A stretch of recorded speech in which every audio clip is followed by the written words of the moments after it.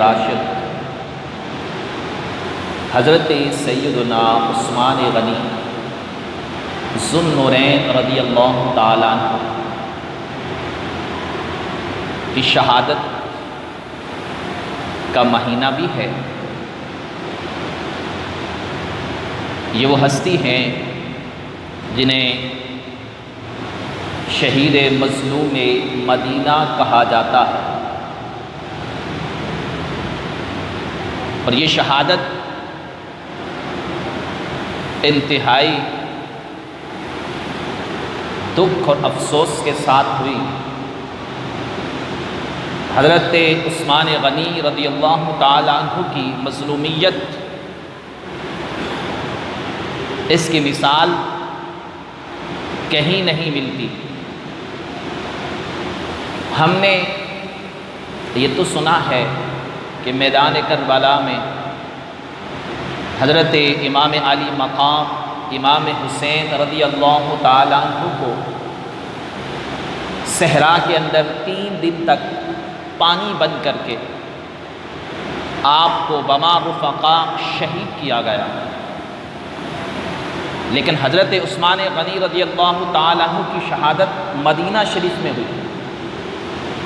40 دن تک آپ کے گھر کو محصور رکھا گیا، محاصرہ کر کے رکھا گیا، ہر طرح کی رسد کو بند کر دیا گیا، پانی تک کو بند کر دیا گیا، اور باوجود قوت کے، باوجود طاقت کے، باوجود فوج کے، باوجود خلیفہ راشد ہونے کے، آپ رضی اللہ تعالی عنہ نے مدینہ پاک کی حرمت کو پامال نہیں فرمایا، اپنے ہر ظلم سہا اور برداشت کیا، مگر مدینہ الرسول صلی اللہ علیہ وآلہ وسلم کی تکریم اور حرمت پر آنچ نہیں آنے دی۔ انشاءاللہ تعالی شہادت کا واقعہ اتوار کے درس حدیث میں بیان کیا جائے گا۔ آج ہم حضرت عثمان غنی ذو النورین رضی اللہ تعالیٰ عنہ کی شخصیت کی چند ایک پہلو، ان سے ہم نصیحت اور اپنی زندگی کے روشن دریچے کا تعین کرنے کی کوشش کریں گے۔ یاد رکھیے مسلمانوں، یہ مسلمانوں کا عقیدہ ہے کہ تیسرے خلیفہ راشد حضرت عثمان غنی رضی اللہ تعالی عنہ ہے، اور خلافت میں جو ترتیب ہے ہمارے ہاں افضلیت کی بھی وہی ترتیب ہے۔ یہ بات بالکل ذہن میں رکھیے گا۔ سب سے پہلے نمبر پر انبیاء کرام علیہم السلام کے بعد افضل البشر، انبیاء کرام علیہ السلام کے بعد حضرت صدیق اکبر ہیں، پھر حضرت عمر ہیں، اور تیسرے نمبر پر حضرت عثمان غنی ہیں۔ یہ بات بالکل ذہن میں رکھیے گا۔ آج کئی فتنہ پرور، دین کے غدار، دین دشمن اس معاملات کے اندر پڑھ کر لوگوں کو متوشش کرتے ہیں۔ سواد اعظم اہل سنت کا عقیدہ بالکل واضح اور شفاف ہے کہ تیسرے خلیفہ راشد حضرت عثمان غنی ہیں، اس پر اجماع صحابہ ہے۔ اور میں ایک بات عرض کرتا چلوں، آپ تمام لوگ میڈیا کے حوالے سے مجھ سے زیادہ آگاہی رکھتے ہیں، زیادہ معلومات رکھتے ہیں۔ گزشتہ دنوں میں ایک فرقہ باطلہ، ان کے رہنماؤں نے یہ پریس کانفرنس کری اور اس میں علل اعلان کہا کہ ہم تینوں خلفاء کو نہیں مانتے، ہم ان تین کو راشدین نہیں مانتے، اور انہوں نے علل اعلان یہ بھی کہا کہ ہم رسول اللہ صلی اللہ علیہ وآلہ وسلم کی 3 بیٹیوں کو بھی نہیں مانتے۔ آپ جانتے ہیں یہ میڈیا پر موجود ہے۔ تو یہ وہ گروہ ہے، ایسے نہیں کہا جاتا اس کو کافر، کیونکہ یہ خلافت راشدہ کے منکر ہیں، اجماع صحابہ کے منکر ہیں، قرآن کے منکر ہیں۔ قرآن تو حضور کی 4 بیٹیاں ثابت کرتا ہے، یہ اس کا انکار کرتے ہیں۔ تو بہت سارے لوگ عقل کے ناخن لینے سے عاری نظر آتے ہیں، تو بالکل اس میں اگر کسی کا ذرہ برابر بھی شک ہے حضرت عثمان غنی کے خلیفہ راشد ہونے میں، تو وہ اپنے ایمان کی خیر بنائے۔ یہ حضرت عثمان غنی کوئی عام شخص نہیں، بلکہ چھٹے شجرے میں ان کا نسب حضور علیہ السلام کے نسب سے جا ملتا ہے۔ ان کو ذو النورین کہا جاتا ہے، 2 نوروں والا، یہ آپ کا لقب ہے۔ اور صرف اہل سنہ کی کتابوں میں نہیں، جو نہیں مانتے ان کی کتابوں میں بھی یہ لقب موجود ہے۔ اور اس لقب کی وجہ تسمیہ کیا ہے؟ اس کی وجہ یہ ہے کہ میرے محبوب علیہ السلام کی لخت جگر 2 گلشن مصطفی کی 2 مہکتی ہوئی کلیاں یکے بعد دیگرے حضرت عثمان غنی رضی اللہ تعالیٰ عنہ کے عقد میں آئی، نکاح میں آئی۔ اسی وجہ سے آپ کو ذو النورین، 2 نوروں والا کہا جاتا ہے، 2 نوروں والا۔ اور میرے محبوب علیہ السلام سے ان کا تعلق کیسا تھا؟ حضرت عثمان غنی ذو الحجرتین بھی ہیں، آپ نے 2 مرتبہ ہجرت فرمائی۔ پہلے آپ نے حبشہ کی طرف ہجرت فرمائی، اور پھر آپ نے مدینہ منورہ کی طرف ہجرت فرمائی۔ تو ذو الحجرتین بھی ہیں آپ، اور غنی آپ کا لقب ہے۔ آپ کی سخاوت کی وجہ سے، راہ خدا میں مال قربان کرنے کی وجہ سے آپ کو غنی کہا جاتا ہے۔ اور کیسی غنا تھی، اللہ اکبر! حضرت عثمان غنی ذو النورین رضی اللہ تعالیٰ عنہ کی سخاوت کا عالم یہ تھا کہ لاکھوں کروڑوں یک بار اللہ کی راہ میں خرچ کر دیتے۔ غزوہ تبوک کا موقع، یہ حدیث آپ نے بارہا سنی ہے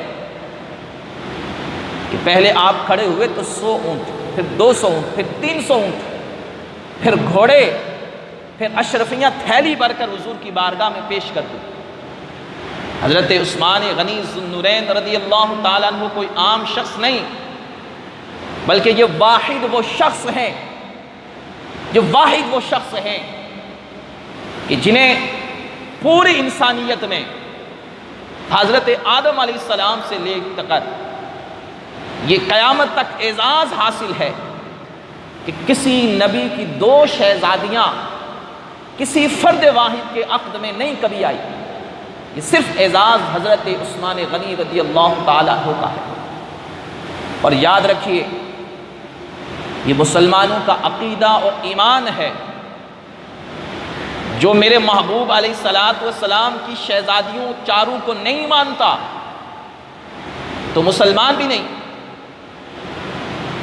جو میرے محبوب علیہ السلام کے خاندان کا انکار کرنے والا ہے، تو نبی کریم علیہ السلام پر ایمان لانے والا کیسا ہو؟ اس بات کو بالکل ذہن میں رکھیے گا۔ سامعین محترم، حضرت عثمان غنی رضی اللہ تعالیٰ عنہ کی حیا یہ سب سے نمایاں تھی، ایسے حیادار تھے کہ آپ فرماتے ہیں دور جاہلیت میں میں نے کبھی زنا نہیں کیا، جہاں زنا عام تھا، کبھی شراب کو ہاتھ نہیں لگایا، جہاں شراب جیسے آج کل ہمارے ہاں کولڈ ڈرنک پی جاتی ہے ہر کھانے کے بعد، ہر محفل میں، ہر پروگرام میں، اس طرح شراب کی محفلیں عام ہوا کرتی تھی. فرماتے ہیں کبھی میں نے شراب نہیں پی.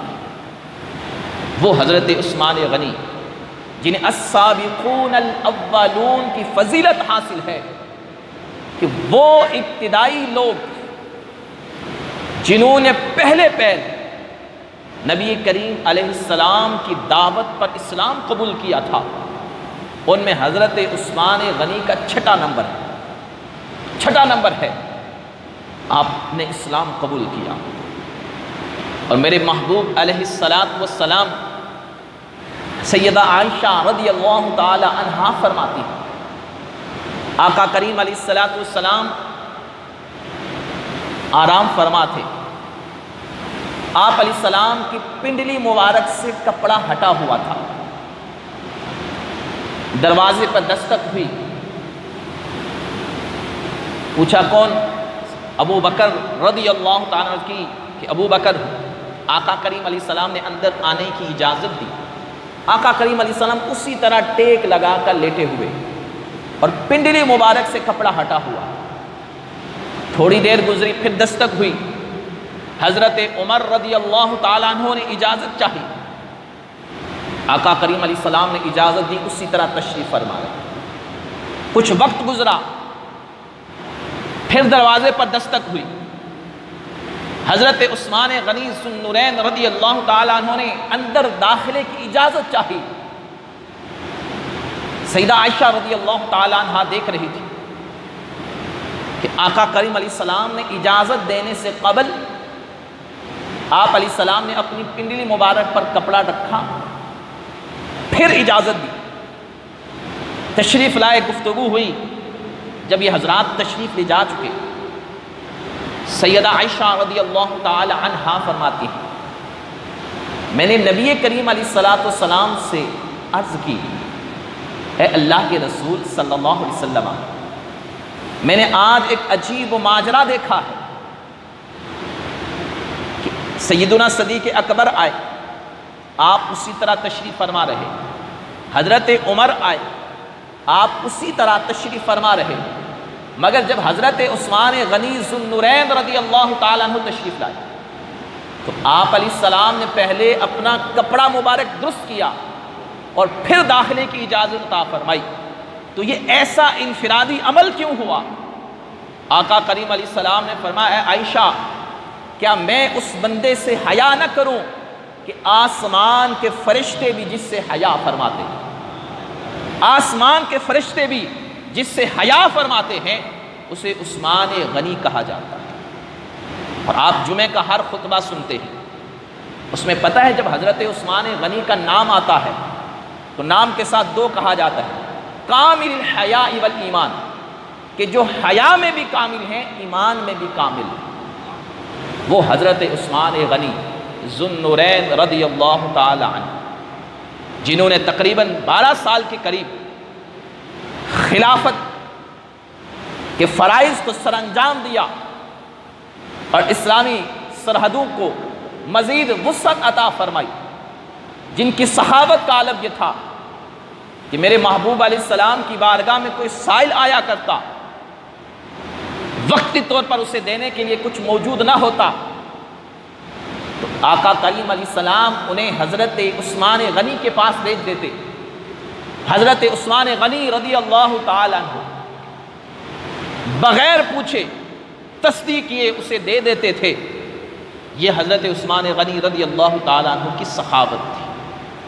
یہ وہی اسرت عثمان غنی رضی اللہ تعالیٰ عنہ ہے کہ جب میرے محبوب علیہ السلام عمرے کی نیت کر کے مدینہ منورہ سے چلے، حدیبیہ کے مقام پر پہنچے، کفار مکہ نے مکے میں داخل ہونے سے روک دیا، مذاکرات کے لیے سفیر بھیجے گئے. نبی کریم علیہ السلام نے اپنا سفیر بنا کر حضرت عثمان غنی رضی اللہ تعالیٰ عنہ کو بھیجا. اللہ اکبر. تو اہل مکہ کے ہاں سب سے زیادہ جو تکریم تھی وہ حضرت عثمان غنی رضی اللہ تعالیٰ عنہ کی تھی. اب یہ واقعہ بھی بڑا دلچسپ ہے کہ حضرت عثمان غنی احرام میں ہیں، چونکہ تمام صحابہ اکرام تک کم و پیش 1500 آقا کریم علیہ السلام کے ساتھ تھے اور سب نے احرام باندھا ہوا تھا۔ حضرت عثمان غنی بھی احرام کی حالت میں ہیں، مکے میں پہنچ چکے ہیں، کعبے کے پاس پہنچ چکے ہیں۔ کفار مکہ نے آفر کی کہ عثمان، ہم دیگر مسلمانوں کو تو مکے میں داخلے کی اجازت نہیں دیں گے، چونکہ آپ آ چکے ہیں، لہٰذا آپ طواف کعبہ کریں، سعی کریں اور اپنا عمرہ مکمل کر لیں۔ مگر حضرت عثمان غنی رضی اللہ تعالیٰ عنہ نے جواب دیا کہ جب تک نبی کریم علیہ السلام عمرہ نہیں فرماتے، عثمان عمرہ نہیں کرے گا۔ اسی دوران یہ خبر پھیلی کہ معاذ اللہ حضرت عثمان غنی کو کفار نے شہید کر دیا۔ میرے محبوب علیہ السلام ایک درخت کے نیچے تشریف فرما تھے۔ آقا کریم علیہ السلام نے تمام صحابہ سے موت پر بیعت لی۔ تمام صحابہ سے آقا کریم علیہ السلام کے ہاتھ پر ہاتھ رکھ کر موت پر بیعت کرتے کہ اگر حضرت عثمان غنی رضی اللہ تعالیٰ عنہ کو شہید کیا گیا تو یا تو ہم بھی شہادت حاصل کریں گے یا کفار کے سر قلم کر کے جائیں گے۔ تمام صحابہ اکرام نے، کم و بیش 1500 جو تھے، ہر صحابی نے آقا کریم علیہ السلام کے ہاتھ پر بیعت فرمائی، جس کا ذکر سورہ فتح 26ویں پارے کے اندر موجود ہے۔ ان الذین یبایعونک، اے پیارے محبوب، بے شک وہ لوگ جو آپ کے ہاتھ پر بیعت کر رہے تھے، یبایعون اللہ، وہ اللہ سے بیعت کر رہے تھے۔ اب جب یہ بیعت ہو رہی تھی، حضرت عثمان غنی رضی اللہ تعالیٰ عنہ کا مقام اور مرتبہ میرے محبوب علیہ السلام کی بارگاہ میں کیا ہے؟ جب تمام صحابہ کی بیعت ہو چکی، حضرت عثمان غنی موجود نہیں تھے، تو آقا کریم علیہ السلام نے صحابہ کو مخاطب کر کے فرمایا صحابہ، یہ میرا ہاتھ ہے، یہ عثمان کا ہاتھ ہے۔ آقا کریم علیہ السلام نے اپنے ہاتھ کو فرمایا یہ عثمان کا ہاتھ ہے، اور اپنے ہی ہاتھ پر ہاتھ رکھ کر فرمایا یہ عثمان کی بیعت ہے۔ یہ حضرت عثمان غنی کا مقام ہے کہ آقا کریم علیہ السلام نے اپنے ہاتھ کو فرمایا یہ عثمان کا ہاتھ ہے، اور میرے محبوب علیہ السلام کے وہ ہاتھ جنہیں رب نے فرمایا ید اللہ فوق ایدیہم، کہ میرے محبوب علیہ السلام کے ہاتھ یہ رب کے دست قدرت ہیں جو ان کے ہاتھوں پر ہاتھ۔ تو آقا کریم علیہ السلام نے اپنے ہاتھ کو حضرت عثمان غنی کا ہاتھ فرمایا، اور مولا کائنات علی شیر خدا کرم اللہ تعالی وجہہ الکریم ارشاد فرماتے ہیں کہ جب میرے محبوب علیہ السلام کی دوسری شہزادی رضی اللہ تعالیٰ عنہا کا انتقال ہوا، وصال ہوا، میرے محبوب علیہ السلام نے جب انہیں لحد مبارک میں اتارا تو حضرت علی فرماتے ہیں کہ نبی کریم علیہ السلام نے ارشاد فرمایا کہ اگر میری 40 بیٹیاں بھی ہوتی اور یکے بعد دیگرے ایک ایک کر کے انتقال ہوتا جاتا تو ایک ایک کر کے میں عثمان کے عقد میں دیتا رہتا۔ یہ ہے نبی کریم علیہ السلام کی بارگاہ میں حضرت عثمان غنی ذو النورین رضی اللہ تعالی عنہ کا مقام اور مرتبہ۔